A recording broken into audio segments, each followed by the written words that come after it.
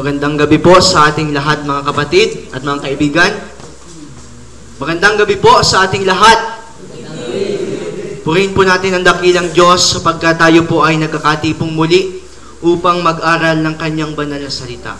So sa ating pong pagbabalik tanaw noong unang gabi ay ating pong pinag-aralan ang tungkol sa banal na kasulatan o sa Biblia. At ating pong nasumpungan sa pamagitan ng ating pag-aaral na wala tayong ibang basihan ng doktrina at paniniwala maliban sa banal na kasulatan. Noong sumunod na gabi po ay atin pong napag-aralan naman ang tungkol sa paglalang. Atin pong nasumpungan sa pamamagitan ng tulong ng banal na kasulatan na ang tao po ay nilalang ng Diyos. Gayon na rin ang lahat ng bagay na nasa sandaigdigang ito at mayroong isang Diyos na lumalang sa atin. At nagkaroon ng 6 na araw ng paglalang at ng ika-7 ay nagpahinga ang ating dakilang Diyos. Noong ika-3 gabi po ay atin pong napag-aralan ang tungkol sa tinatawag nating malaking tunggalian sa pagitan ni Kristo at ni Satanas. Na kung saan sa malaking tunggaliang yon ay tayo ay kasama sapagkat tayong mga tao ang pinag-aagawan ng kampo ng kadiliman at ng kampo ng kasamaan. At sa gabing ito po mga kapatid ay atin pong pag-aaralan ang tungkol sa likas ng tao. Pero bago po tayo magpatuloy ay atin pong hingin ang presensya at kapangyarihan ng ating Panginoong Diyos. Tayo po ay manalangin. Dakila naming Ama na puspos ng biyaya at katotohanan. Sa gabing ito o Diyos ay muli naming ibinabalik sa iyo ang papuri at pasasalamat. Na o Panginoon, ikaw ang magsalita sa gabing ito. Itago Panginoon ang iyong lingkod sa iyong krus upang ikaw ang mahayag at ang iyong kapangyarihan. Gawing karapat dapat, Panginoon, ang iyong lingkod na magsalita at nawa, Panginoon, mabuksan ang puso't isip ng bawat isang makikinig ng mga katotohanan ito. Ito po ang hiling at dalangin namin sa pangalan ni Jesus. Amen. Maari pong sa ating sarili ay ating napapansin na ang bawat isa po sa atin ay may kanya-kanyang personalidad, may kanya-kanyang ugali, at gayon rin po ay meron po tayong likas. Sa gabi pong ito ay atin pong aalamin sa pamagitan po ng banal na kasulatan kung ano po ang itinuturo ng Biblia patungkol po sa likas ng tao. Na kung saan, narito po ang ilang mga katanungan na magiging daan upang tayo po ay maliwanagan sa itinuturo ng Biblia sa tunay na likas ng tao nang siya'y lalangin ng Diyos at matapos ang tinatawag na pagkahulog mula sa kasalanan. Ano ang orihinal na likas ng tao? Ito po ang unang katanungan. Atin po nga alamin ito sa gabing ito. Ikalawa, ano ang dahilan ng pagkakasala? Bakit ang tao ngayon ay nagkakasala? Kahit anong gusto nating gawang mabuti, tayo nahuhulog pa rin sa pagkakasala. Atin pong aalamin kung ano ang naging kadahilanan. Anong nangyari pagkatapos na pumasok ang kasalanan? Atin rin pong aalamin. So tayo ba'y perfecto pa rin? O anong nangyari? Anong pagbabago? At atin din pong aalamin kung paano pumasok ang kasalanan sa sanlibutan. At aalamin rin natin kung ano ang kasalanan. Maaring hindi natin alam what is sin o ano ang kasalanan. Ngayong gabi po ay ating lilinawin sa pamagitan ng salita ng Diyos. Ano ang ginawa ni Kristo para bayaran ang kasalanan ng sanlibutan o ng bawat tao? So, nung tayo ba'y nahulog sa pagkakasala, hinayaan ba tayo ng Panginoon? Atin pong aalamin. May pag-asa pa ba o darating ba sa pagkakataon na isang lingkod ng Diyos ay titigil sa pagkakasala? Atin pong aalamin sa tulong ng banal na kasulatan. Atin pong napag-aralan nung ikalawang gabi na tayo po ay nilang ng Diyos at atin pong natuklasan na sa lahat ng nilang ng ating Panginoon, tao po ang pinaka-espesyal sa nilang ng Panginoon. Ganito ang sabi ng aklat ng Genesis chapter 2 verse 7. At nilalang ng Panginoong Diyos ang tao sa alabok ng lupa at hiningahan ang kanyang mga butas ng ilong ng hininga ng buhay at ang tao'y naging kaluluwang may buhay. Doon po sa ating pag-aaral nung unang gabi, ating pong natuklasan na tayo po'y nilalang ayon sa larawan ng Diyos. Na sa wikang Hebreo po ay chilem, na ang ibig sabihin ay image o imahe sa wikang Tagalog. Kaya po ang tao ay ayon sa imahe ng Diyos. Sa wangis, sinabi rin po ng Biblia, ayon sa kanyang sariling wangis, na ang ibig sabihin sa Hebrew ay chilemno, na ang kahulugan sa wikang Ingles ay character. o sa wikang Tagalog ay likas o katauhan, na kung saan ang Diyos ay perpekto ang likas, kaya nang ang tao ilalangin, ang likas ng tao ay perpekto. At sinabi ng Diyos, lalangin natin ang tao sa ating larawan, o tselem, ayon sa ating wangis. At nilalang ng Diyos ang tao ayon sa kanyang sariling larawan, ayon sa larawan ng Diyos. Siya nilalang niya sila na lalaki at babae. At nakita ng Diyos ang lahat ng kanyang nilikha, at narito, napakabuti. Sa wikang English, it was perfect and very good. Nang lalangin ng Diyos ang sanlibutan, nang lalangin ng Diyos ang tao, it was perfect and very good. Gayon rin po ang ating likas. Tayo po ay sakdal, walang bahid ng kalikuan o pagkakasala. At ano sabi dito? Sa awit 8, versikulo 4 hanggang 8, ano nga ang tao upang iyong alalahanin siya, at ang anak ng tao upang iyong dalawin siya, sapagkat iyong ginawa siyang kaunting mababa lamang kaysa Diyos, at pinuputungan mo siya ng kaluwalhatian at karangalan. So nang lalangin tayo ng Diyos, although hindi tayo kapantay ng Diyos, sinasabi ng Biblia na mababa lamang ang tao ng kaunti sa Diyos. Kaunti lamang ang diferensya. Mababa lamang. Anong ibig sabihin nito, mga kapatid? Na tayo mababa ng kaunti lamang sa Diyos. Sa ating kasakdalan, sa paggalang sa atin ng Panginoon, ipinahayag ng talata na tayo ay isang sakdal, perpekto, tulad ng aking sinabi kanina at ng banal na kasulatan, na tayo walang bahid ng kalikuan at pagkakasala o ano pa mang karamihan. Ngayon, ating pong alamin kung ano ang layunin ng Diyos sa pagkalalang sa tao. Ating pong nakahapyawan na ito nung ating pong tinalakay ang paglalang. Sabi po dito sa Efeso 2:10 at sa Korinto, 1 Korinto 10:31, sapagkat tayo'y kanyang gawa na nilalang kay Kristo Jesus para sa mabubuting gawa na mga inihanda ng Diyos ng mga una upang siya nating lakaran. Unang punto, mga kapatid, o unang layunin kung bakit nilalang ng Diyos ang tao ay upang ano po, sapagkat tayo'y kanyang gawa na nilalang kay Kristo Jesus para sa mabubuting gawa. So ang tao nang lalangin ng Diyos ay hindi para gumawa ng masama o ng kalikuan, kundi nilalang ng Diyos ang tao para sa mabubuting gawa o paglilingkod, hindi para sa kasamaan.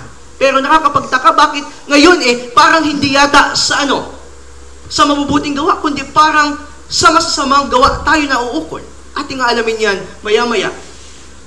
At sa verse 31, kaya gawin ninyo ang lahat sa ikaluluwalhati ng Diyos. Unang layunin ng Diyos, kaya nilang ang tao ay upang gumawa ng mabuti. Ikalawa ay upang magbigay ng kaluwalhatian sa Kanya.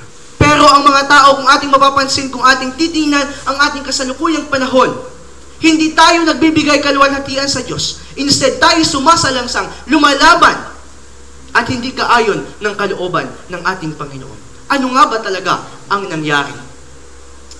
At sabi ng Genesis chapter 2 verse 15, at kinuha ng Panginoong Diyos ang lalaki at inilagay sa halamanan ng Eden upang kanyang alagaan at ingatan. Ikatlong layunin ng Diyos, upang tayo po'y maging tagapangalaga ng lahat ng nilalang sa sanlibutan ito. Gayon rin po, kasama na ang ating sarili. At magkaroon sila ng kapangyarihan sa mga isda sa dagat at sa mga ibon sa himpapawid at sa mga hayop at sa buong lupa at sa bawat umuusad na nagsisiusad sa ibabaw ng lupa. Napakabuti ng Diyos at tayo ay kanyang nilalang upang tayo ay magkaroon ng kapangyarihan sa lahat ng bagay sa sanlibutan ito. Iyong pinapagtaglay siya ng kapangyarihan sa mga gawa ng iyong mga kamay. Iyong inilagay ang lahat ng mga bagay sa ilalim ng kanyang mga paa. Kaya kung ating mapapansin, lahat ng bagay sa mundong ito, kontrolado ng tao. Ipinagkatiwala ng Diyos. Sa makatuwid baga sa wikang English, we are the steward of God. Tayo ay katiwala, mga kaibigan, mga kapatid ng Panginoon. At yon ang layunin ng Diyos kung bakit tayo ay naririto sa sandaigdigang ito. Ngayon, bakit nga ba nagkaroon ng kasalanan o bakit nagkasala? Ano ang nakatala sa aklat ng Genesis chapter 3? Ito ang sinabi. Pakinggan niyo pong mabuti, hindi ko na ilagay sa PowerPoint. Ang ahas nga ay lalong tuso kaysa alinman sa mga hayop sa parang na nilikha ng Panginoong Diyos. At sinabi niya sa babae, tunay bang sinabi ng Diyos? Huwag kayong kakain sa alinmang punong kahoy sa halamanan. At sinabi ng babae sa ahas, sa bunga ng mga punong kahoy sa halamanan ay makakakain kami. Datapwat sa bunga ng punong kahoy na nasa gitna ng halamanan ay sinabi ng Diyos, huwag kayong kakain niyaon, ni huwag ninyong hihipuin, baka kayo'y mamatay. At sinabi ng ahas sa babae, tunay na hindi kayo mamamatay, sapagkat talastas ng Diyos na sa araw na kayo kumain niyaon, ay madidilat nga ang inyong mga mata, at kayo magiging parang Diyos na nakakakilala ng mabuti at masama. At nang makita ng babae na ang bunga ng punong kahoy ay mabuting kanin at nakalulugod sa mga mata at kahoy na mananasa upang magpapanta sa tao, ay pumitas siya ng bunga niyon at kinain, at binigyan din niya ang kanyang asawang kasama niya, at ito'y kumain. At nadilat kapwa ang kanilang mga mata at kanilang nakilalang sila'y mga hubad. Kung ating pong mapapansin mga kapatid, ito'y idiniin ko na noong nakaraang gabi sa malaking tunggalian na nagkaroon ng malaking tunggalian sa pag-iisip ni Eva. Na sinabi ng Diyos, huwag kang pipitas, huwag mong kakainin yan, mamamatay ka. Sinabi ng demonyo o ng ahas, hindi ka mamamatay, kundi madidilat ang kapwa mo at magiging katulad ka ng Diyos. Nagkaroon ng malaking tunggalian sa pag-iisip ni Eva. At dahil sa pagpili, siya ay nahulog sa tinatawag na pagkakasala. Ang kautusan ng Diyos, huwag kang pipitas, huwag mong kakainin, nihipuin, mamamatay ka. Pero anong ginawa ni Eva? Pinitas niya ito, kinain niya, at ano bang ginawa niya? Binigyan niya pa ang kanyang asawa. Ito ba'y pagkakasala? Ano ang sabi ng Biblia sa aklat ng unang Juan, Kapitulo 3, versikulo 4? Ang sinumang gumagawa ng kasalanan ay sumasalangsang din naman sa kautusan, at ang kasalanan ay ang pagsalangsang sa kautusan. Nung pagkakataong sinabi ng Diyos, huwag mong pipitasin, huwag mong kakainin, pero ang ginawa ni Eva ay kakontra ng sinabi ng Diyos. Siya ay nahulog sa tinatawag na pagkakasala. Anumang bagay na hindi kaayon ng kautusan ng Diyos o anumang bagay na hindi kaayon ng salita o itinuturo ng Panginoon, ito'y itinuturing ng banal na kasulatan na pagkakasala. At dito nahulog ang ating unang mga magulang na si Eva at si Adan, ang tinatawag na pagkakasala o paglakad sa di kaayon ng salita o kautusan ng Diyos. Sapagkat epekto po ito, sapagkat ang lahat ay nagkasala nga at hindi nakaabot sa kaluwalhatian ng Diyos. So sinasabi po ng banal na kasulatan na nagkaroon lahat ng tao ng kasalanan. At kung ang tao may kasalanan, may karapatan ba siya na magmana ng buhay na walang hanggan? O dapat siyang magbayad? Ano ang sinasabi ng Biblia? Sapagkat ang kabayaran ng kasalanan ay kamatayan. So since lahat tayo, bawat isa sa atin ay nagkasala, tulad ng sinasabi ng banal na kasulatan, ang bawat isa sa atin ay karapat-dapat sa tinatawag na kamatayan. Oo, si Eva hindi namatay na literal, pero ang tawag doon sa wikang Ingles ay spiritual death. Pagkamatay na spiritual, naranasan ito ni Eva. Kaya mga kapatid, sabi ng banal na kasulatan, tayong nagkakasala ay kinakailangang magbayad. At ang kabayaran ng kasalanan ay kamatayan. At ngayon, nang ang tao ay nahulog sa pagkakasala o si Eva at si Adan, ano ang nangyari? Ano sabi ng Biblia? Kundi pinapaghiwalay ng inyong mga kasamaan, kayo at ang inyong Diyos, at ang inyong mga kasalanan ay siyang nagpakubli ng kanyang mukha sa inyo upang siya'y huwag makinig. Kung ating mapapansin sa tala ng banal na kasulatan, si Eva at si Adan ay harapan na nakikipag-usap sa Diyos. Ngunit mula nang sila mahulog sa pagkakasala, ay nagkaroon ng pagitan sa Diyos at sa tao. At ang pagitan yun ay tinatawag nating kasalanan. Dati, ito ang Diyos, ito ang tao. Magkadaop sila. Ngunit dahil sa pagsuway, dahil dahil sa pagsalangsang sa kautusan at salita ng Panginoon, nagkaroon ng malaking pagitan sa Diyos at sa tao. At ayon ang tinatawag nating pagkakasala. Sabi ng Biblia sa awit 51, talatang 5, narito, ako'y inanyuan sa kasamaan at sa kasalanan ay ipinaglihi ako ng aking ina. Gustuhin nyo man na hindi kayo makasalanan, wala kayong choice o wala kayong pagpili. Bakit? Sapagkat nasa tiyan pa lamang tayo ay mayroon ng likas na pagkamakasalanan o sa wikang Ingles ay tinatawag itong sinful nature. Na ito ay namanan natin, ang likas na ito, sa ating unang mga magulang na sumalangsang sa kautusan ng Diyos. At ngayon, nang tayo, sabi ng Biblia, nahulog tayo sa pagkakasala at ang epekto nito ay napahiwalay tayo sa Panginoon. Ngayon, ano ang naging epekto ng kasalanan sa atin? O ano ang naging likas ng tao mula nang siya'y mapahiwalay sa Diyos? Ito ang sabi ng aklat ng Roma. Ito halimbawa o itinatala ng banal na kasulatan na naging likas ng tao.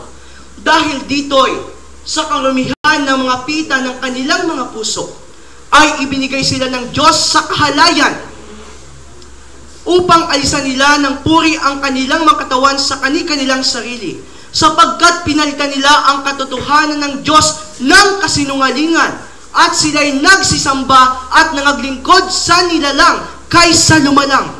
Sabi ng kautusan ng Diyos, huwag kang magkakaroon ng ibang Diyos sa harap ko. At sa tala ng banal na kasulatan, ang tao ay sumasamba lamang sa Diyos. At sabi nga ng Biblia kanina, nagbibigay tayo ng kaluwalhatian. Ngunit dahil sa tinatawag na pagkamakasalanan, na dati perpekto ang likas na hulog sa kasalanan, anong nangyari? Nagsisamba at naglingkod sa nilalang kaysa lumalang. Dati, ang tao sumasamba sa tunay na Diyos. Ngayon, ang sinasambanan ng tao ay yung kanilang ginawang Diyos. Dati, ang sinasamba ng tao ay yung lumalang sa kanila. Ngayon, ang sinasamba ng tao ay yung nilalang nila. Dati, ang sinasamba ng tao, yung humubog sa kanila, yung nag-anyo sa kanila. Ngayon, ang sinasamba ng tao, yung inanyuan ng kanilang mga kamay.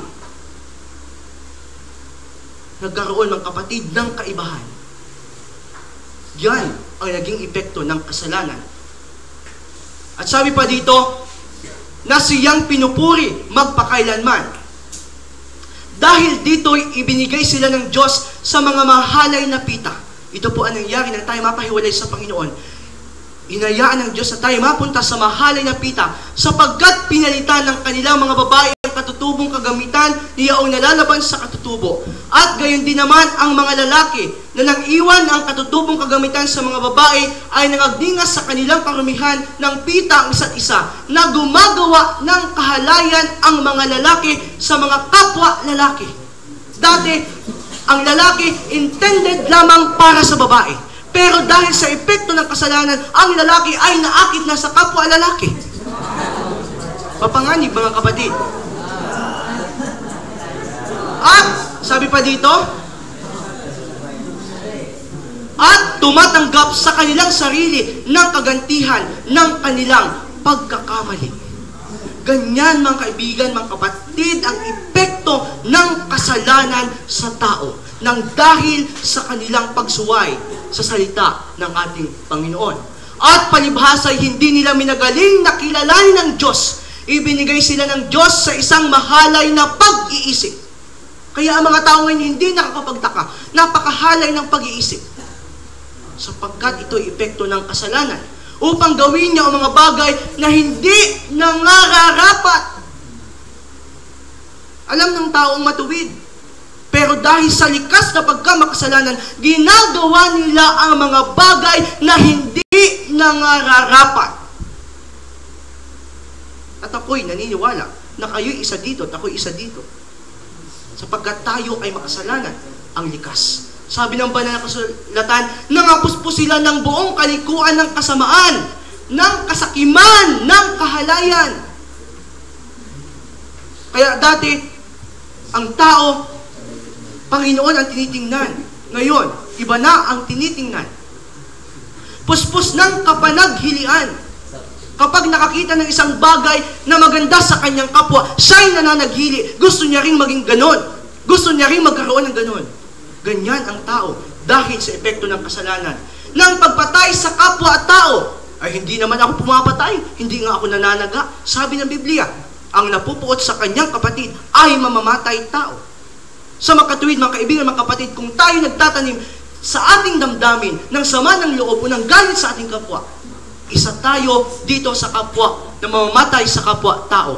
Ng pagtatalo, yan, laging may pagtatalo or arguments all the time. Epekto po ito ng kasalanan. Ng pagdaraya, yan, sa klase, sa ating mga exam, tayo po'y magdaraya, sabi ng banal na kasulatan. Ng mga kasamaan, mga mapag-upsala, mga mapanirang puri. Yan. Instead na tulungan yung kapwang nadadown, ang ginagawa, sinisiraan pa. Lubog na nga, lalo pang inilulubog sa kalikuan at kasamaan. Yan ang tao, mga kaibigan, mga kapatid. At sabi pa ng Biblia, mga napupuot sa Diyos. Instead na sambahin ng Diyos, hindi nila sasambahin ng Diyos. Kaya, pag may diskuhan, kahit hindi ka mag-imbita, darating yan. Pero ang worship, nagtutunog na ang buzzer, wala pa yan. Bakit? Mga napupuot sa Diyos. Mga manglalait, ay alam mo, ika si Ganira, ay napakaitim ng gilagid, napakaduling, napakasamang, mga manglalait, yan ang likas ng tao, mga kaibigan, mga kapatid. Yaan tayo ngayon. Yaan tayo ngayon. Hindi lang kayo, hindi lang ako, bawat isa sa atin. No. Mga mapagmapuri, ay, kagwapo ko ika, o tingnan mo, ba talagang post pa yan. Mga mapagmapuri, mga na mga kasamaan. Alam mo, kasi ay nakita ko doon sa punang Kalatiris, ay alam mo, ganito ang ginawa. Huwag lang namang nakita na nakaupo doon. O, diba? Mga ngatha ng kasamaan. Mga masuwayin sa mga magulang.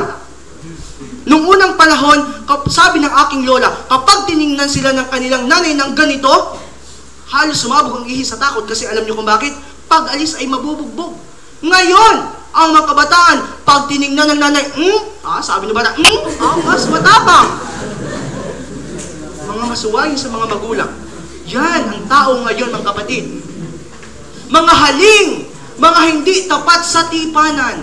Sabi nyo sa sweetheart, mamahalin kita magpakailan-kailanman. Aray ko, nakakita lamang ng kasabay. Hindi na kita mahal! Ano sabi ng Biblia? Hindi tapat sa tipanan. Mga walang katutubong pagiliw, mga walang habag. Yan ang tao. Kita na yung ka-dormate na namumuti na ang mata sa gutom, hindi man lang alukin sa pagkain. Kasi ano ang kanilang likas? Mga walang kabanalan. Yan, mga kaibigan, mga kapatid, ang likas ng tao. At sabi pa ng Biblia, dadagdagan ko pa, sapagkat ang mga tao'y magiging maibigin sa kanilang sarili. Ang tao po ay maibigin sa kanilang sarili. Kung may blessings man, kanya lang yun, ayaw niyang i-share sa iba. Maibigin sa sarili. Maibigin sa salapi. Mayayabang. Yan ang mga tao ngayon. Mga mapagmalaki. Talagang mapagmalaki, Naalala niyo dati yung cellphone, ay talagang tinataas-taas pa yan, ganyanan pa. Kasi mapagmalaki. Yan ang likas ng tao, mga kapatid. Mapagtungayaw. Yan ang tao ngayon. Talagang yung PI, ay talagang kalutong. Daig pa yung binusang mais na galing sa store. Mapagtungayaw, malulutong. Mga kapatid? Yan ang tao ngayon. Masuwayin sa mga magulang, mga walang turing, mga walang kabanalan. Yan ang tao ngayon. Mga walang kabanalan. Yung iba, tatago pa sa laki, wag lang makasimba. Walang katutubong pag-ibig, mga walang paglulubag, mga palabintangin. Ay, ikaw ang nagnakaw ng super kanan ko, Walang ebidensya. Palabintangin, kasi yung taong yun, ang dumaan lamang doon, siya ang nagnakaw niyan. Wala namang ebidensya. Palabintangin. Mga walang pagpipigil sa sarili. Laging, salubong lagi ang kilay. Pag biro mo at hindi nagustuhan, babanatan ka kaagad. Mga mabangis, mga hindi maibigin sa mga buti. Mga lilo, mga matitigas ang ulo. Sabi na ng EUP, huwag tatalon sa bakod, talon pa rin. Sabi ng huwag lalabas ng walang gate pass, huwag paalam sa din, lalabas pa rin yan. Matitigas ang ulo. Sabi pa dito, mga maibigin sa kalayawan kaysa maibigin sa Diyos. At ang isang pinakamapanganib, na may anyo ng kabanalan, datapwat tinanggihan ang kapangyarihan nito. Kala mo'y kung sinong kabanal-banal. Ano? Sa atin, applicable lalo sa ating mga Adventista, kala mo'y kabanal natin, kung makapasok sa PIC talagang pormang-porma. Kung makapagtungayaw na may inam rin. May anyo ng kabanalan, ngunit tinanggihan ang kapangyarihan nito. Mga kapatid, mga kaibigan, ang mga bagay na sinasabi ng banal na kasulatan, maaaring nakakatuwa sa ating pandinig. Pero, ang mga bagay na ito ay ang magdudulot sa atin para tayo'y masunog sa apoy ng impyerno. Ang mga bagay na ito ang nagiging dahilan kung bakit tayo'y patuloy na napapalayo sa Panginoon. Ang mga bagay na ito ang nagiging kadahilanan kung bakit hindi nakikita sa ating buhay ang pagiging isang tunay at ganap na Kristiyano. Ang mga bagay na ito ang nagpapaantala sa pagdating ng ating Panginoon. Na bagamat nalalaman nila ang kautusan ng Diyos na ang mga nagsisigawa ng mga gayong bagay ay mga karapat-dapat sa kamatayan, ay hindi lamang gayon ang ginagawa, kundi naman pinapayagan ang mga nagsisigawa ng mga yaon. Alam nila yung tamang gawa, pero anong ginagawa nila? Kinukonsinti nila yung ibang gumagawa ng mali. Instead na sawayin, anong ginagawa? Sige lang, sinasang-ayunan pa. Yan ang likas ng tao. Mula nang tayo ay mapahiwalay sa Diyos. Dating perpekto, walang kasalanan, walang kalikuan. Naging maibigin sarili, mayabang, mapagtungayaw, mabangis. Yan tayo ngayon, mga kaibigan, mga kapatid. At lahat ng yan ay tayo ay biktima dahil sa pagkakasala at pagsuway sa kautusan ng Panginoon. Ngayon, ano ang ginawa ni Kristo? Hinayaan ba ni Kristo na ang sangkatauhan ay patuloy na malubog sa kahalayan? Hinayaan ba ni Kristo na ang mga tao at ang sanlibutan ay patuloy na malubog sa pagkamakasarili, sa maibigin sa salapi, sa pagtutungayaw? Ano ang ginawa ni Kristo? Sabi sa Isaiah 53, versikulo 5 ito, ngunit siya'y nasugatan dahil sa ating mga pagsalangsang, siya'y nabugbog ng dahil sa ating kasamaan. Ang parusa ng tungkol sa ating kapayapaan ay nasa Kanya, at sa pamamagitan ng Kanyang mga latay ay nagsigaling tayo. Sabi ng Biblia, ang kabayaran ng kasalanan ay kamatayan, at bawat isa sa ating karapat-dapat sa kamatayan. Ngunit dahil sa pag-ibig ng Diyos sa atin, yung latay na para sa atin ay Kanyang inangkin. Yung bugbog na para sa atin ay Kanyang inangkin. Yung kamatayan na para sa atin ay Kanyang inako para lamang mailigtas ang bawat isa sa atin. Ganun po tayo minamahal ng ating Panginoon. Sa makatuwid bagay na ang Diyos kay Kristo ay pinapagkasundo ang sanlibutan sa Kanya rin, na hindi ibinibilang sa kanila ang kanilang mga kasalanan. Maaring kapatid, noon ang iyong landas ay liko. Pero kung tatanggapin mo si Kristo bilang iyong personal tagapagligtas, hindi ibinibilang ng Diyos ang iyong kasalanan. Dati, ito ang tao, ito ang Diyos, na kung saan dahil sa kasalanan nagkaroon ng harang. Sabi ng Biblia, pinapagkasundo ni Kristo ang sanlibutan at ang Diyos. Winala ni Kristo yung humaharang sa atin, kundi tayo pinag-isan niya sa Panginoon. Sabi dito, kayo'y pinamamanhikan namin sa pangalan ni Kristo na kayo'y makipagkasundo sa Diyos. May malaking tunggal yan, mga kaibigan, mga kapatid, sa ating pag-iisip. Kung tayo ba ay makikipagkasundo sa Panginoon sa pamamagitan ng pagsunod sa Kanyang kalooban? O tayo ba'y patuloy na lalakad sa ayon sa ating gusto sa ating buhay? Mayroon pong malaking tunggalian sa inyong pag-iisip. Nais ko pong ipakita sa inyo kung paano pinadama ng Panginoon ang Kanyang pag-ibig sa mga tao sa pamamagitan ng Kanyang pagsasakripisyo sa krus.